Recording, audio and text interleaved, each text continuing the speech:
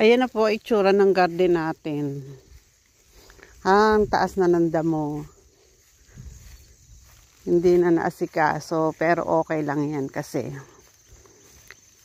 ubos na yung yung bunga. Ayan, yung itsura. Ang natitira na lang sa mais, ayan. Yung iba-ibang kulay. Tapos, sa ampalaya, ayan, kunin na natin. May natitira pa ditong bunga, ayan. At saka ito, parang hindi nalalaki yan.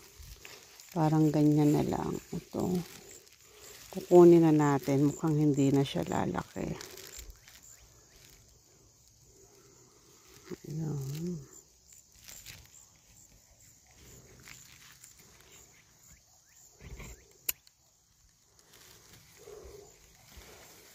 Kunin na rin natin tong isa.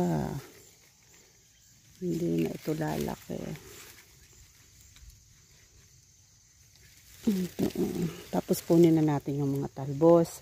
Pati yung mga sitaw. Ayan yung mga sitaw. Binhi na lang yung kukunin natin.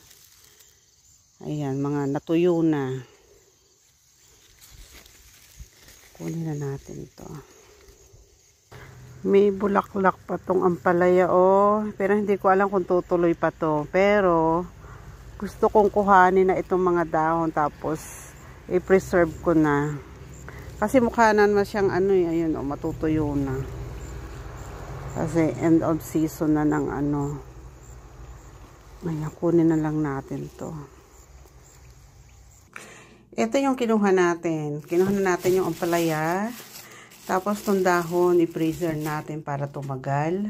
Tapos itong sitaw, punla. Ayan, buto.